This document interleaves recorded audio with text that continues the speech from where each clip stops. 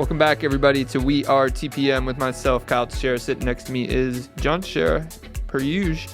This week, we are going to be discussing replacing a tenant.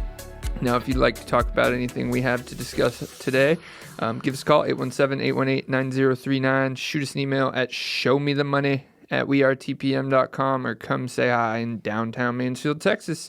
Let's get into it. JT. So we get phone calls a lot from current tenants, and they're in the middle of their lease term, right? And they've signed a lease maybe in January, and now it's May or June, and they would like to move for some reason. They want to take a job offer across the country. Something's happened, and they call us and say, hey, we realize that we're still in the middle of a lease, but we want to leave as soon as possible or by the end of the month or what have you. That's where the scenario comes up, is we choose to do a replacement tenant situation so that it's a win-win. Yeah, and this comes in so many different scenarios, so many people who handle this differently. A lot of tenants and out there would probably refer to this as breaking the lease on their end. We're talking about it from a landlord perspective of there is a current lease in place. The tenant still has a term and obligation to fulfill. So when we say replacing a tenant, we are replacing that person who has that contractual obligation in a sense. So, and I guess we'll start with, why would you do that? Why is this even a thing? Why are we even talking about this? The reason we're talking about this is because of the obligation I just told you. If you got 9 months left on your lease, you got 9 months of rent that you're obligated to pay on your lease. It would behoove you to have somebody replace that responsibility versus, the things that could happen from just walking on a lease or whatever it may be. So. And an owner or landlord, or whatever the landlord is, whether they're an owner or property manager, what have you, they go through a lot of effort and a lot of work, marketing, screening, choosing, preparing contracts, and placing a tenant for a 1-year lease term. Mm-hmm. We hate having to do that every single year on a property, much less having to do it 4 months later. And we talk a lot about the cost of turnovers, the cost of vacancy, the cost of replacing a tenant. That's where this comes a little differently. Landlords a lot of times try to stay clear of this aspect. And I guess that's really what we're getting into, is we come at this from a, if you have a process in place and a policy or statute for replacing a tenant, it can actually be extremely beneficial. And that's what we're going to talk about, because, this cost of turnover, if you don't have that, can be higher, or there can be ways to make it to where it's a win-win or it's a non-lose on the landlord side. Right. Well, yeah, and the reality is, if you try to force the issue and your tenant has a great job that's going to pay him $30,000 more a year and he can't wait to get to New York to this job, he's going. Yeah, he's going. Whether you like it or not, he's going. So you can make it hard on him, or you could work with him to make it a win-win so that the owner is not out of pocket and feels no financial difference whatsoever, and now has a tenant that plans to stay there for another year. And we'll talk about how this is done a little bit more. Well, and how we do it, because this is a sticky. We're jumping into a sticky topic because not everybody does this. Not everybody does it. And it's a huge range of how they do it. Yep. So sorry, I interrupted you. No, you're fine. You're absolutely right about that, Kyle. And so that's all we're going to do, is kind of give our experience and maybe our expertise on how we do it and why we do it. And that's the reason why we do it, is because we've set our system up so that it is a win-win. It doesn't financially affect our homeowner. They now have a new tenant that's committed for a whole year now, and we can forget about the tenant who needs to move on. Forget about it. We can let them out of their contract with them upholding all the financial obligations that they're to uphold. And we're going to talk about that in a minute, right? Yeah. But now they can go. Homeowner's happy. We didn't like having to redo it again, but you know what? It's a better scenario for everybody involved than than the fight would be, let's say. Yeah, because that's really where the conversation or the different sides of this comes in is, they're breaking a lease, so we're going to charge the crap out of you or whatever and charge you for the most we can and have to find a new tenant and all this stuff, right? This is a huge range here. Charging people does not put money in your pocket, right? We're going to talk about realities here. You could charge somebody 9 months of rent, right? Say your lease requires that. We've talked about the things that people will write into a contract. That doesn't make them pay you that, I don't want to go into the collection process and everything, but you're right.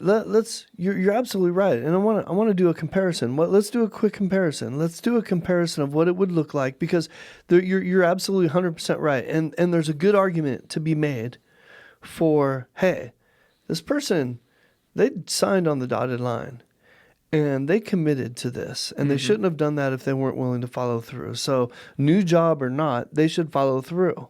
And that is not only a legal argument, it's a good moral argument. There's nothing wrong with that argument if that's the stance that you want to take, and you want to say, no, we're going to hold this person to it. And if they leave, we're going to charge them for the rest of the year and all that good stuff. Okay. Absolutely. It's not the way we go about our business. It's not the way we prefer to do it, but I do see why some people would do that. And so let's do a little comparison. Let's talk a little bit about what we do, Kyle. I want you to describe how we handle it. And then let's do a comparison of what it would look like if we did it the way I just described. I like that idea, because we'll start from our end, and this is in general. This is not going to be, these things happen on a case by case basis. Some leases are different, but in general, so say somebody has half their lease back, or they're exactly 6 months left, and you want to be replaced. What that means is we can start marketing the home for a new tenant with a move out date. The other part I'm going to mention here is what is it? What's the word I'm looking for? It incentivizes cooperation on the tenant's part. So that's the first plus. It's a big word. It incentivizes cooperation from the tenant. And when you're marketing anything or trying to find a new tenant or any of that stuff, you want cooperation from the tenant, because you need showings, you need presentability, you need marketability. So you start there. And so say we find them a new tenant that is being replaced pays rent up until the day the other tenant moves in, right? So there's one piece of saving. On the landlord side, nothing changes, or not. I'm going to get into it's not nothing, but you don't lose a day of rent, okay? Assuming a property manager, realtor listed this property, you're probably paying them a leasing fee for a tenant placement. So in this example, let's call this 50% of the first month's rent. So that would be a cost to the landlord. So a way of mitigating that is having if there was 50% paid at the beginning of the first tenant, then they need to refund half of that, because there's 6 months left on that lease to the landlord. Yep. Or in some cases, all of it. That could be part of your replacement thing. So there's really no financial difference to the landlord. So say it's all of it. They have the fee for this replacement is half the month's rent that the landlord would have been paying for this new tenant. Which essentially is kind of like a reletting fee. Yes, it is the reletting fee. Yeah. So on the landlord side, financially, they have a new tenant in there. They didn't lose a day of rent. They didn't have any added expenses for this changeover, but they do have an extra 6 months now before this happens again. So it essentially, because the new tenant being put in, while they are replacing them, in general, they're going to be signing a 12-month lease, not just replacing that 6 months. So now you're getting 18 months essentially from that first term and that first leasing fee, even though you've had a tenant change. That is there's more that goes into that, but that is a very baseline, general example of what I'm talking about. So we used jargon a moment ago, so I feel like we need to stop and go back and define that jargon a little bit. Okay. A reletting fee is a fee that is commonly used usually in apartments. We don't have one on our TREC contract for residential, but you can use them. Yeah, we do. But Well, okay, I don't think they're called reletting fees in there. But anyways, what they are a predetermined fee that you can pay to get out of a lease early, essentially. essentially, technically, the way the leases are written, reletting is all costs associated with releasing the property. So it could be that placement fee, whatever. But technically, you threw the jargon in there. I tried to keep it simple as a tenant placement fee. But since we threw it out there, I figured I'd try to define it. So let's talk a little bit about our replacement. I want to elaborate just a little bit more on the timelines, okay? Just to give people a really simple example of what you just described. Let's say a tenant calls us in March and says, hey, I've got a job offer I'd like to take on July 1st. I'd like to move out on June 30th if that's possible. And we go through this, decide to go through this replacement tenant situation. We start marketing the home in June. We try to find a tenant so that ideally, as close to that July 1st when they're leaving, we've got somebody going in there. Let's say we don't have anybody moving in till July 15th now. So that tenant, the replacement tenant, pays rent all the way up to July 15th, plus the leasing fees that you just described. And then we can terminate their contract and start a fresh new lease, 12-month lease, starting July 15th with that new tenant. Mm-hmm. Make sense? I don't know if that's... I think it was important to do that because now I'd like to compare that stubborn landlord that won't do anything like this, right? Mm-hmm. I say stubborn as if it's a bad thing. I'm sorry. It's just another way of looking at it. That landlord potentially might say, well, sorry, you have a lease through the end of the year. Nothing I can do about that. You're obligated to it. That person's still going to leave on July 30th. Mm-hmm. They may not understand how they're going to get out of it, but then they may just get up and leave. On July 30th, they have a vacant house. If they're lucky, the tenant tells them they left, right? If they're not pissed at them, they tells them they left on July 30th, and now they can go in, do the turnover, and start marketing the home. So they haven't even started marketing the home till July. In our scenario, we got somebody in probably at the beginning of July. And started marketing it in June. Probably got somebody in somewhere between July 1st to July 15th. Somebody's probably moving in. This person, if they're really lucky, they find out on July 1st that they have a vacant home. Mm-hmm. And in some cases, they may not even find out. The tenant may not even tell them until they find out, why aren't I getting rent? Mm-hmm. And on the 5th or 6th of the month, they go over there to find out that it's vacant. That's a more realistic scenario for that particular landlord. Now you're looking at probably the end of July before you start marketing it, and maybe August before you get somebody in. And let's back up to that first conversation. You present them with this replacement tenant conversation, or you tell them, no, you're obligated to this, blah, blah, blah, and they're moving on June 30th. A lot of the times, they wouldn't have even paid June rent. Where they're pissed at you. They're pissed at you, or they need the money for whatever, because there is no cooperation happening. Where in this cooperation option, they are now incentivized not to just pay the June rent, but pay those fees that we talked about. But in your scenario, you're looking at likely losing June, July, possibly not getting rent again until August. Right. Well, you're absolutely right. That is worst case scenario. So even if you don't lose June, even if they pay June, you're losing July for sure, right? Like you've got almost no hope of getting somebody in July unless the place is immaculate and you find out quick enough and you're able to market it. I guess it is possible, but most likely you're not getting much rent in July, right? Where in our scenario, you didn't lose a single day of rent with what we did. And there's incentive to pay those things, right? Not just the rent, but the reletting and all that stuff.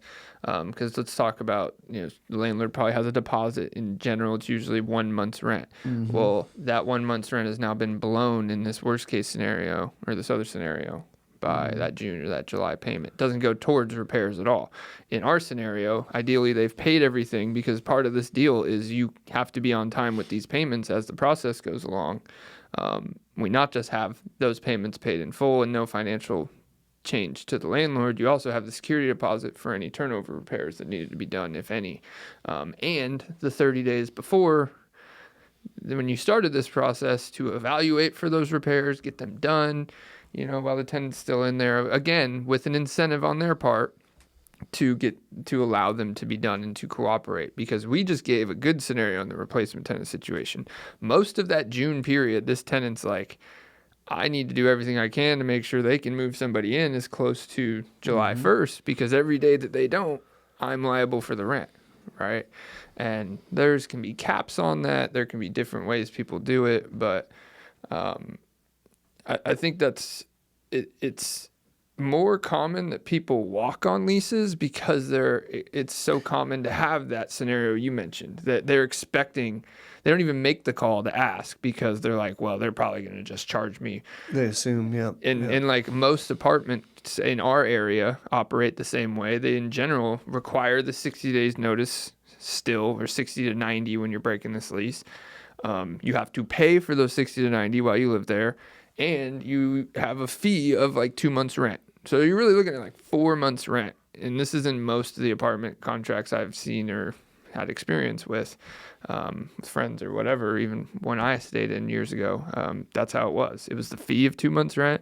It was 60-day requirement. So if you're moving tomorrow, you still got 60 days of rent, 2 months of rent. And what the landlord on your scenario is also not thinking is, regardless of them having 6 months, 9 months left in that lease, the day you place a tenant, you cannot collect double rent. That's so right. You move somebody in August 1st, you're nullifying that previous tenant's August 1st through the end of their lease as far as their rent liability, because you legally can't have two people paying rent.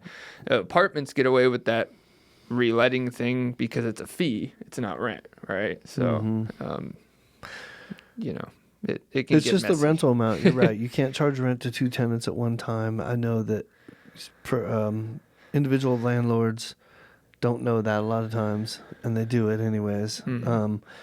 But I'm sitting here thinking about, like, in my scenario, my quote unquote stubborn scenario, is even if that landlord knew in July or in June, right, and said, okay, you're going to be leaving anyways, I'll go ahead and start marketing it, but you're still going to be responsible for the lease till the end, right? That tenant is not, to your point, is not very incentivized to show the home and be cooperative, right? So you're likely not going to get very much cooperation out of that person, versus what we do, we get 100% cooperation. We make it so that it behooves that tenant to help us, allow showings, keep the place looking nice, talk nicely about the neighborhood and the house and all that stuff when they meet people in there, right? Like, all those things matter, don't they? Versus somebody who's like, yeah, you don't want to rent here. This guy's, you know what I mean? Like, well, and it also gives the tenant some benefits. It gives, there's probably a lot of benefits. Did you like my grumpy voice? I did like your grumpy voice. I might have done it too well. But amongst all the obvious ones that come, and we've already mentioned, they are likely wherever they're going looking for another rental. In most cases, they would like to get a rental verification out of you from the next landlord and not have to lie on rental applications where they're going, or all those things. And if you have this cooperation and deal in place, you can give that and they can receive it. They can confidently give your name out to give this. It also, and that same reason, incentivizes them to stay on time with the payments and all that. So, because the landlord's going to ask, have they given their notice? Well, yes, and this is what we're doing, and whatever it may be. When tenants try to do that while they're breaking leases, especially when they don't notify, and the landlord gets a rental verification from a current tenant that has 6 months left on their lease, it's like, all right, well, I pretty much know they're going to break that lease.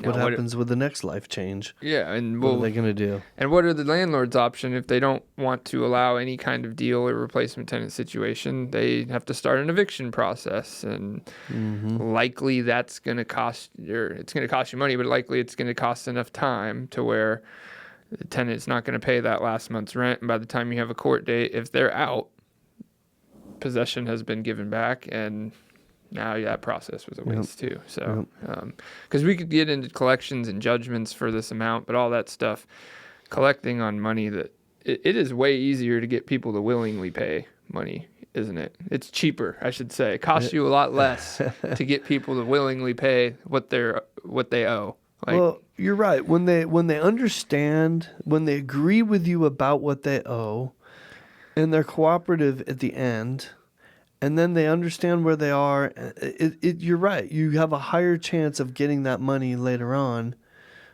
especially if they feel a moral obligation to pay their debts. And so there's some people that have all that, and then there's some people that just, it doesn't matter. They're not going to pay it no matter what.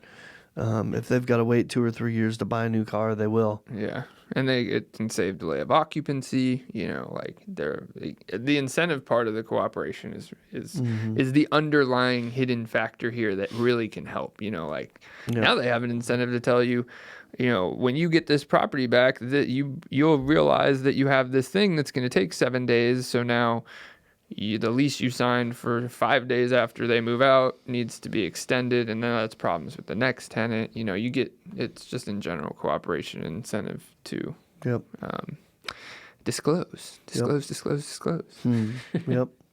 Isn't that a real estate motto? Yep. Yeah. Disclose. Is right behind location. Location. I love it. So, I mean, should you replace a tenant? Should you do replacement tenant situation? We think you should.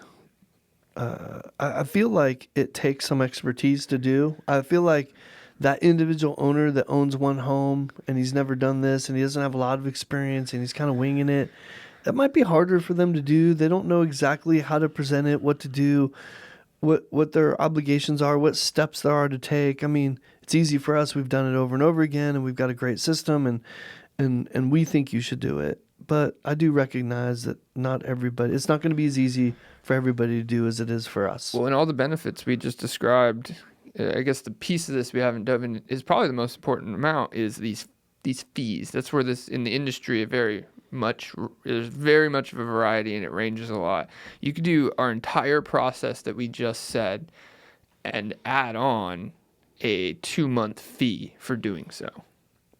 Right? Really? Can we? You really? could, but let's do that.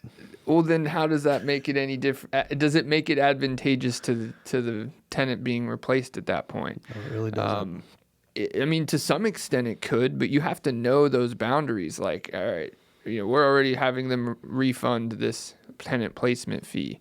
You throw 2 months on top of that. Well, it's like, all right, well, if I break this thing, I'm probably not risking, if they know what they're talking about or they listen to this podcast, they may know that the math just doesn't add up. Because it's partially a math game to them, too, right? I mean, everyone doesn't want to judgment or Everybody's got their own but, economics they're dealing with. Yeah, so, I mean, if you can work with them in a way that, because really those fees are going to, if the whole process works out and you add 2 months of fee, that's just an added benefit to the landlord that they just got extra for doing this. And while I don't think that's wrong, that's not really what we're trying to do. We're talking about realistic. More of a win-win. Like you could, like we always say, you could write anything into a contract. Mm-hmm. It's in the real world, you got to make sure that happens, and you know what? I always say this. When you part ways with somebody in a real estate transaction, especially in a landlord-tenant situation, you want to part ways feeling as good about one another as you possibly can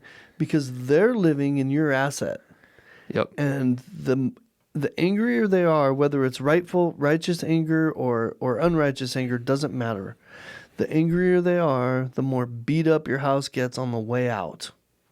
That's just the common sense bottom line of it. Well, and at least present the option, at least have some option, even if it's a bad option. Yeah. And hopefully they ask, right? Because the worst case scenarios come when people don't ask. You find out on July 1st the house is vacant. And I mean, say somebody pays in the same scenario, they pay their June rent or partial June rent or whatever. They pay their June rent or they don't pay their June rent.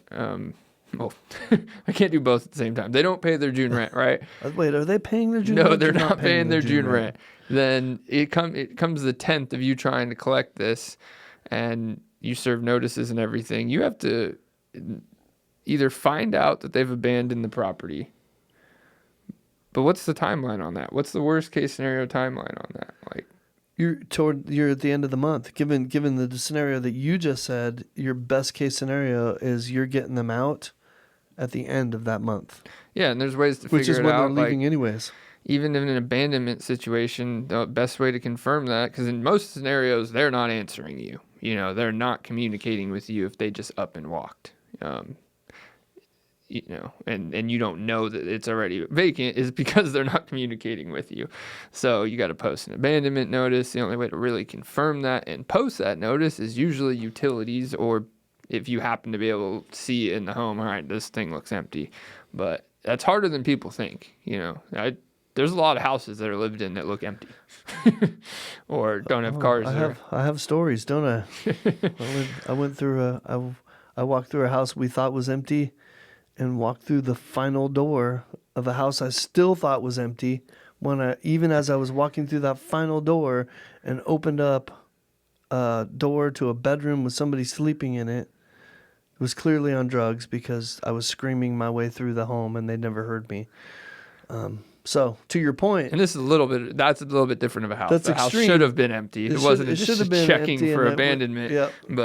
Yeah. So, but yeah, there's, like we talk about a lot, there's costs associated with everything. And in reality, the best way to do this business is to mitigate your risk in losing in things costing you a lot of money. You know, we talk about tenants, we talk about replacement tenants, we talk about turnover costs, all those things. These are all ways to mitigate them, and it somewhat comes down to common sense, but there's parties in these transactions, and you want the parties to fulfill their contract as much as they can. Let's bring it back to something that you and I talk about a lot, Kyle, and we have an entire podcast on this subject, and that is the cost of vacancy. Mm-hmm. And what those two scenarios we just described describe two scenarios of two different days of vacancy time, right? Between, like, I don't know, let's call it, 5 to 15 days versus 15 to 45 days. That's a huge difference in money in vacancy days. Because if you remember, and if you can go back and look at our podcast, I believe it's called The Cost of Vacancy. We go through how that cost of that daily cost is what's your daily cost for your mortgage, your taxes, your insurance, your utilities, your maintenance, meaning landscaping and whatever other maintenance you have while you're maintaining a vacant home, and then your loss of revenue. So if you were making $2,400 a month, then you're now losing $40 a day. Did I do that math right? Yeah, whatever it is. You add that to all those other costs, and you're looking at $200-$300 a day. You make a great point that we didn't even bring up here is in those two scenarios. In your scenario, the owner lost. The owners, well, yeah, they're paying for all that. In our replacement scenario, tenants still paying, they're still renting it. So they still need, while we're marketing it and get up until the day this tenant moves in, essentially you're still paying utilities, keeping water on, keeping electricity on for showings, keeping the landscape good for showings because of that incentive again. Not just the requirement, they have an incentive.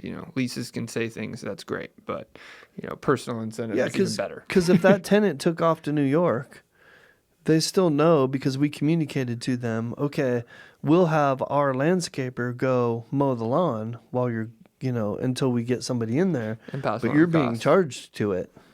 So that episode of Steve's reminding us right now that episode that is called The Cost of Vacancy is episode 37. All of a sudden, I couldn't talk all of a sudden there from episode. Was that part of our cost of ownership or? No, it was called The Cost of Vacancy. Yeah. So that's what it was called. These things all go together, but having a process, like a lot of the things we talk about, having a process and an answer when you get that call, because you will get that call. I mean, you could have one property for 10 years. Somebody's going to ask you, probably, if it'll come across that somebody needs to leave. We're doing 2 of them right now. So like we do them all the time. It seems like we're always doing. And we can say confidently that it usually works. Like, it usually gives the tenant enough incentive to pay these things on time, more often than not. more often, especially than if you don't give them the option. Because, when people break their lease, it's hard to set an exact day of when they broke their lease, right? So, yeah, sometimes when they abandon them, yep. So, good topic, Kyle. Yeah, I don't think we should beat this one up anymore. Kind of amazing that we have. I don't know what number this one is, but we have at least 37 apparently. Yeah. A lot more than that, I guess. We did the anniversary 50 plus episode. Come on, man. We're at like 54. It's weird. But I still find it hard to believe we've done this many of these things. And don't be surprised at the variety out there. I do bring that up too, because some property managers don't even do this. We're not just talking about landlords. I'm like, this is I call it a sticky subject because there's a lot of different opinions.